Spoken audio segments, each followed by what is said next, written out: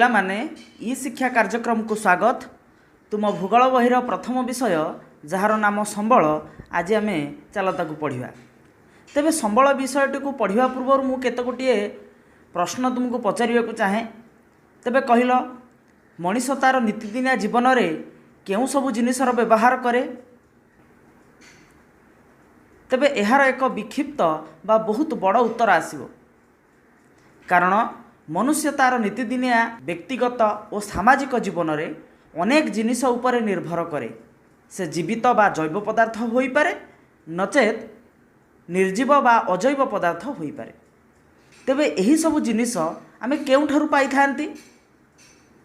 ए प्रश्नर अनेक उत्तर थिले मध्य सर्वोत्तम उत्तरटी हेबो ए सबु जिनिस आमे प्रकृति और आमर परिवेश रु पाई थांती। एथुरु आमे जानिले मनुष्य तार नीतिदिनिया जीवन को सरस सुंदर करने पाई अनेक वस्तु और पदार्थर आवश्यकता करे, जहाँ को आमे परिवेश रु पाई थाउ। तेबे मनुष्य तार आवश्यकता को मेंटाइबा पाई प्रत्यक्ष बा परोक्ष भाव में परिवेश रु जेउ जैव बा अजैव उपादान व्यवहार करी निजर सामाजिक और व्यक्तिगत आवश्यकता को पूरण करिथाए, सही द्रव्य वस्तु बा पदार्थ को आमे संबल कहती। तेबे पिला माने चलो आमे आज यही संबल विषय अधिक जानिबा। मनुष्य तार जीवन धारण पाई भूपृष्ठस्थ प्राकृतिक परिवेश उपरे सदा सर्वदा निर्भर करिथाए। चतुर्पार्श्वस्थ परिवेश रु विभिन्न प्राकृतिक वस्तु को प्रत्यक्ष व परोक्ष भाव विनियोग करी से तार जीवन यापन आवश्यकता को पूरण करिथाए। एहा द्वारा तार जीवन शैली मध्य उन्नत होइथाए। उक्त सामग्री गुड़िकर प्राकृतिक और भौतिक गुण में पर्यायक्रमे केतक परिवर्तन परिलक्षित होता है। उदाहरण स्वरूप काठरू काठ उपकरण, तुलारू सूता, सूतारू लुगा, खनिज पदार्थरू विभिन्न जंत्रांश और गृह उपकरण इत्यादि प्रस्तुत और व्यवहृत होता है। सामग्री गुड़िक अपेक्षा सेथुरु उत्पादित उत्पाद गुड़िक अधिक मूल्यवान होता है। तेबे यार अर्थ चलो आमे जानिबा। तेबे आमे जानती मनुष्य तार आवश्यकता को मेंटाइबा पाई परिवेश उपरे निर्भर करे। तेबे प्रथमे परिवेश कौन जानिबा। परिवेश कहिले आम चतुर्पार्श्व घेरी रहितिबा सजीव निर्जीव वस्तु और पदार्थ मान को बुझाई थाए। एही सबु वस्तु बा पदार्थ गुड़िक मध्यरु मनुष्य केतक पदार्थ को प्रत्यक्ष बा सीधा सड़क व्यवहार करिपारे, जथा फलमूल, पनीपरिबा, जंगलजात द्रव्य महू, झुणा, काठ, वायु, मृत्तिका, जल इत्यादि। अनेक प्रकृतिदत्त पदार्थ को मनुष्य प्रत्यक्ष व्यवहार करि न पारि प्रक्रियाकरण माध्यम परोक्ष भाव में व्यवहार करिथाए, जथा काठरू काठजात सामग्री, खट, आलना, टेबुल, चेयर इत्यादि। सेमती तुलारू सूता, सूतारू लुगा, विभिन्न खनिज पदार्थ जथा लुहा, तंबा, सुना, रूपारू अनेक प्रकार जंत्रांश और अलंकार करी परोक्ष भाव में व्यवहार आमे करिथाउ। तेबे आमे आउ गोटे उदाहरण नबा, झोट। झोट को आमे प्रत्यक्ष व्यवहार करि परिबा नाही।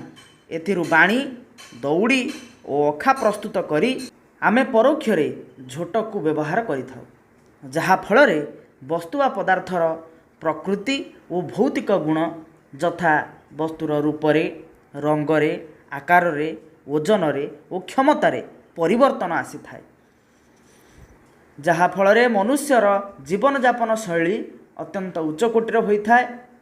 मूल वस्तु ठारू सृष्टि होइथिबा वस्तुर मूल्य मध्य अधिक होता है। उदाहरण काठरू खट। एठारे काठ मूल पदार्थ होइथिला बेले खट मूल वस्तु काठरू सृष्टि होइथिबा पदार्थ। काठर मूल्य जहा होइथिबो निश्चित भावे काठरू सृष्टि होइथिबा खटर मूल्य ताठारू ढेर अधिक होइथिबो। सेहीपरि तुलार मूल्य ठारू सूतार मूल्य अधिक, सूतार मूल्य ठारू लुगार मूल्य अधिक होइथाए। उपरोक्त पाठरू आमे जानिले मनुष्यर व्यक्तिगत तथा सामाजिक आवश्यकता पूरण हेबारे उपयोगी और मूल्यवान विवेचित हेउथिबा परिवेशर विभिन्न पदार्थ जैव अजैव तथा शक्ति इत्यादि जहाँ प्राद्योगिक दृष्टिकोण सुगम्य, अर्थनैतिक दृष्टिकोण संभव, सांस्कृतिक दृष्टिकोण ग्रहणयोग्य ताकू संबल कहुए। सरल भाव में कहवाकू गले मनुष्य तार आवश्यकता को पूरण करने पाई ଯେଉଁ ସବୁ जीवंत बा निर्जीव पदार्थ को व्यवहार करे ताहा अल्प खर्चरे सामाजिक नियम को मानी सहज ज्ञान कौशल रे प्रस्तुत हो पारिले ताको आमे संबल कहती। एथिरु आमे जानिले मनुष्यर व्यक्तिगत बा सामाजिक आवश्यकता को पूरण करुथुबा कौनसी जैव और अजैव पदार्थ गुड़िक मनुष्यर संबल होता है। ये पृथ्वी रे जे कौनसी वस्तु बा पदार्थ मनुष्यर कौनसी ना कौनसी समय रे प्रत्यक्ष बा परोक्ष भाव रे आवश्यकता रे आसी थाए।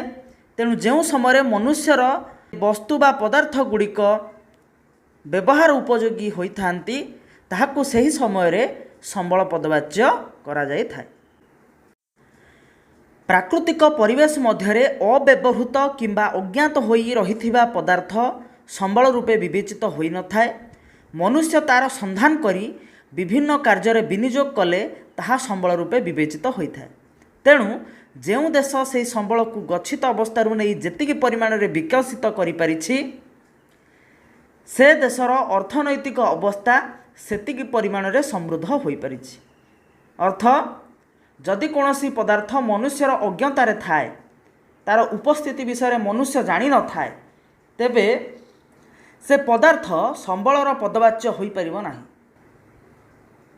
मनेकर आम घर तले प्राचीन समय प्रचुर परिमाण रे सुना रूपा अलंकार पोता जाइछि मात्र आमे ताहा जानी नाहंती। तेबे से क्षेत्र रे आमे एते धन संपत्तिर अधिकारी होई मध्य से सुना रूपा अलंकार आमर संबल होई पारिब नाही। मात्र जदि आमे ताकु कोनोसी उपाय रे तार संधान पाई ताकु विभिन्न कार्य रे विनियोग करि पारिले तेबे से संबल रूपे विवेचित हो पारिब। आमे अन्य एक उदाहरण नेले आहुरी स्पष्ट भाव में बुझी पारिबा।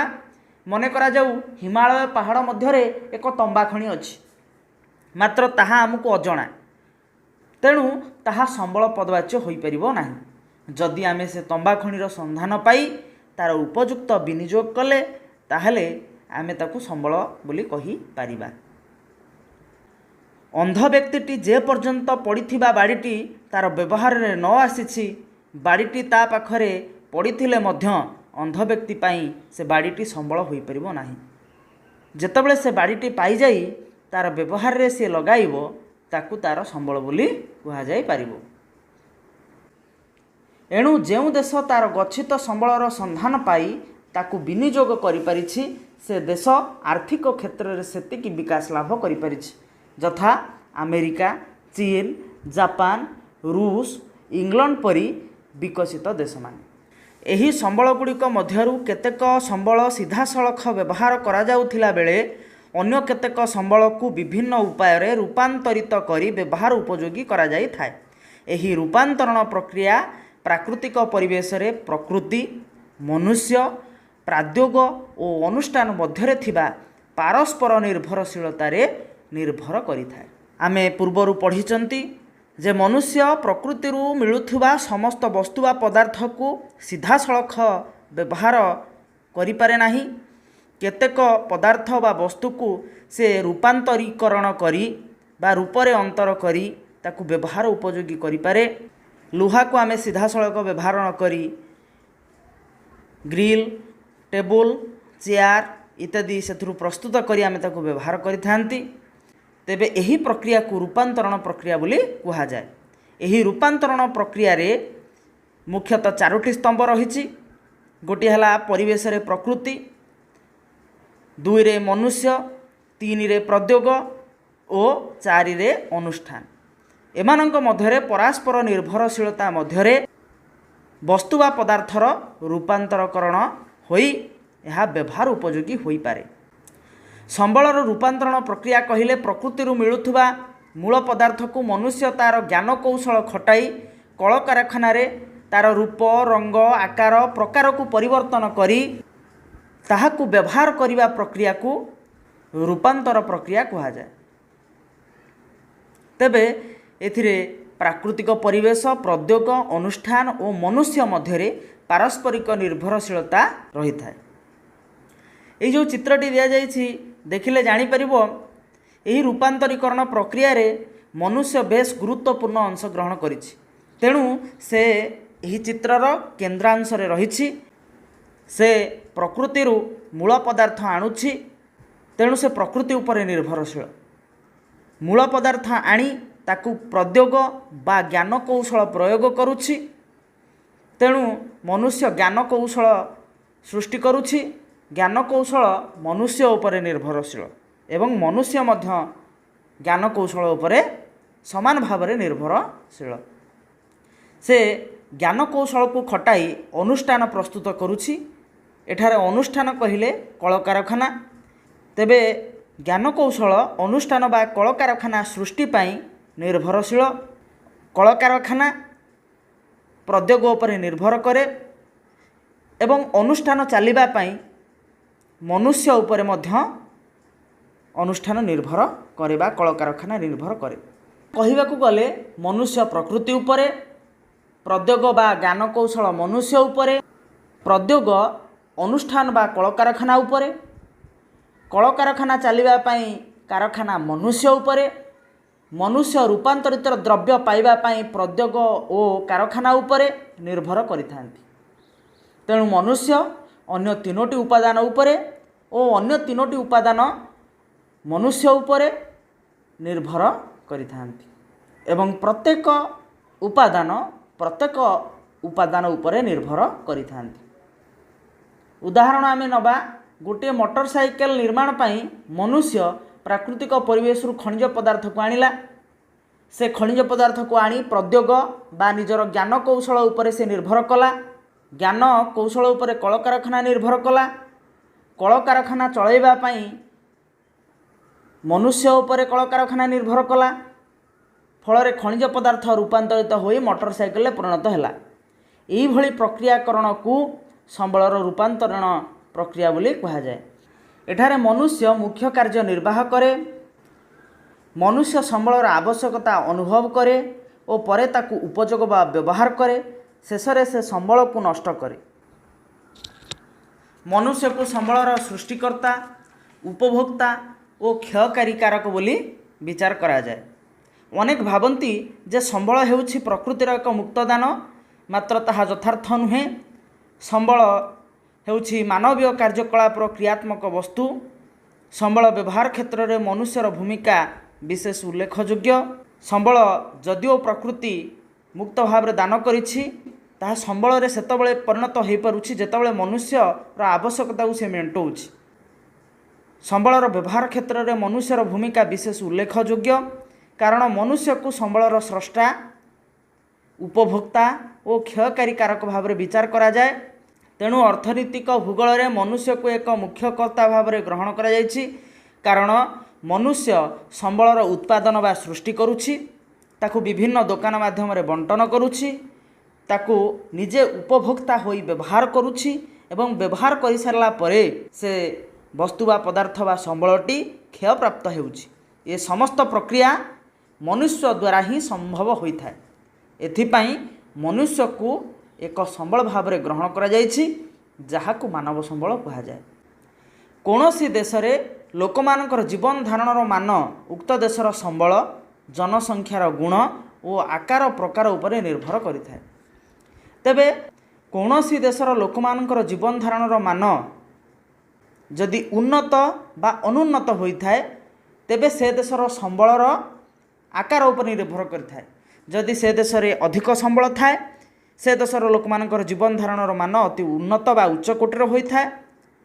ଯଦି ସେ ଦେଶର ଜନସଂଖ୍ୟା ବହୁତ ଅଧିକ ହୋଇଥାନ୍ତି, ସମ୍ବଳ ପରିମାଣ କମ୍ ହୋଇଥାଏ, ତାହେଲେ ସେ ଅଞ୍ଚଳ ବା ସେ ଦେଶର ଲୋକମାନଙ୍କର ଜୀବନ ଧାରଣର ମାନ ଅତି ନ୍ୟୁନତମ ହୋଇଥାଏ।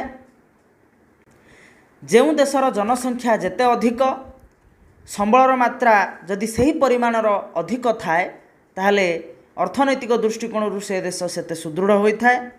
ମାତ୍ର ଜନସଂଖ୍ୟା ଅଧିକ ଥାଇ ପ୍ରାକୃତିକ ସମ୍ବଳ ଯଦି କମ୍ ଥାଏ, ତାହେଲେ ସେ ଦେଶର ଅର୍ଥନୈତିକ ବିକାଶ ବାଧାପ୍ରାପ୍ତ ହୋଇଥାଏ।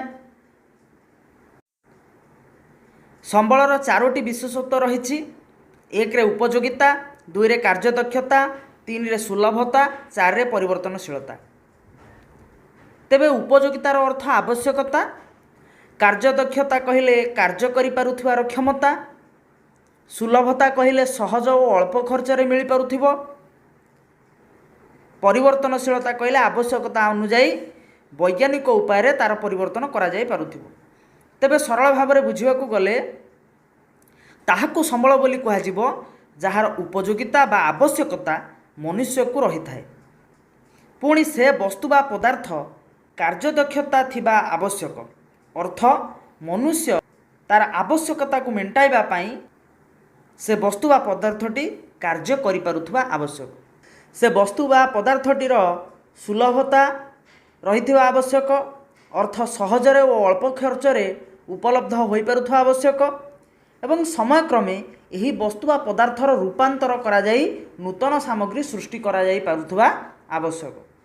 ଉଦାହରଣ ସ୍ୱରୂପ ଆମେ ନେବା, ମନେ କରାଯାଉ ଖରାଦିନ ପ୍ରବଳ ଗରମ ହେଉଛି, ମନୁଷ୍ୟର ଉପଯୋଗିତା ବା ଆବଶ୍ୟକତା ପଡ଼ିଲା ଏକ ପଙ୍ଖାର।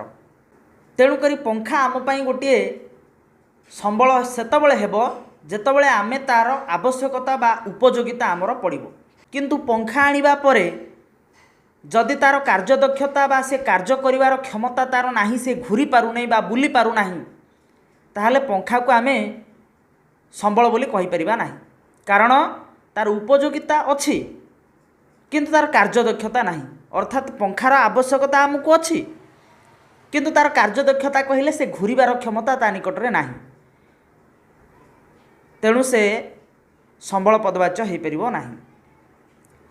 ଯଦି ପଙ୍ଖାଟି ଆମର ଉପଯୋଗିତା ଅଛି, ଆମେ ତାକୁ ଆଣିଲେ ଏବଂ ପଙ୍ଖାଟି ତା'ର କାର୍ଯ୍ୟଦକ୍ଷତା ସେ ଦେଖାଇଲା, ସେ ଘୂରିଲା, ତେବେ ତାକୁ ଆମେ ସମ୍ବଳ ବୋଲି କୁହାଯାଇପାରିବ। ସେପରି ଭାବରେ ସୁଲଭତା କହିଲେ ପଙ୍ଖାଟି ସହଜରେ ଆମକୁ ଉପଲବ୍ଧ ହୋଇପାରୁଥିବା ଆବଶ୍ୟକ। ଯଦି ପଙ୍ଖା ଆମକୁ ନ ମିଳିଲା ତାହେଲେ ପଙ୍ଖା ଆମ ପାଇଁ ସମ୍ବଳ ହୋଇପାରିବ ନାହିଁ। ଯଦି ପଙ୍ଖାର ମୂଲ୍ୟ ବହୁତ ଅଧିକ ରହିଲା, ଆମେ ତାକୁ କିଣିପାରିବା ନାହିଁ, ତାହା ଆମ ପାଇଁ ସମ୍ବଳ ହୋଇପାରିବ ନାହିଁ।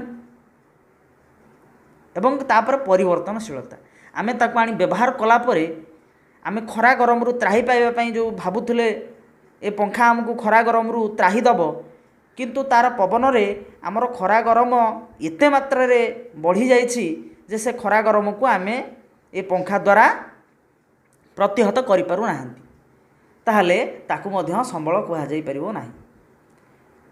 ଯେତେବେଳେ ମନୁଷ୍ୟର ସମସ୍ତ ଆବଶ୍ୟକତାକୁ ସେ ପୂରଣ କରିପାରୁଥିବ ତାକୁ ଆମେ ସମ୍ବଳ ବୋଲି ଧରିବା। ମନେ କରାଯାଉ ପଙ୍ଖାର ଉପଯୋଗିତା ଅଛି, ତାକୁ ଆମେ ଆଣିଲେ, ସେ ତା'ର କାର୍ଯ୍ୟଦକ୍ଷତା ଦେଖାଇଲା ଅର୍ଥାତ୍ ଘୂରିଲା, ତା'ର ସୁଲଭତା ଅଛି, ସେ ବଜାରରେ ଅଳ୍ପ ପଇସାରେ ମିଳିଗଲା, କିନ୍ତୁ ଘୂରିଲା ପରେ ସେ ଯେଉଁ ପବନ ବାହାରିଲା, ଆମେ ଯେଉଁ ଥଣ୍ଡା ଅନୁଭବ କରିବାକୁ ଚାହୁଁଥିଲେ ଯଦି ତାହା ମିଳିଲା ନାହିଁ ତାହେଲେ ତାକୁ ଆମେ ସମ୍ବଳ ବୋଲି କହିପାରିବା ନାହିଁ। ତେଣୁକରି ଚତୁର୍ଥ ପଏଣ୍ଟରେ ଅଛି ପରିବର୍ତ୍ତନଶୀଳତା।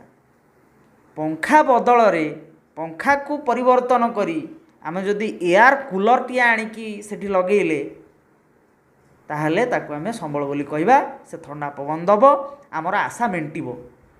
ତେଣୁକରି ବୈଜ୍ଞାନିକ ଉପାୟରେ ପଙ୍ଖାକୁ କୁଲରରେ ପରିଣତ କରିବାକୁ ପରିବର୍ତ୍ତନଶୀଳତା ବୋଲି କୁହାଯାଏ।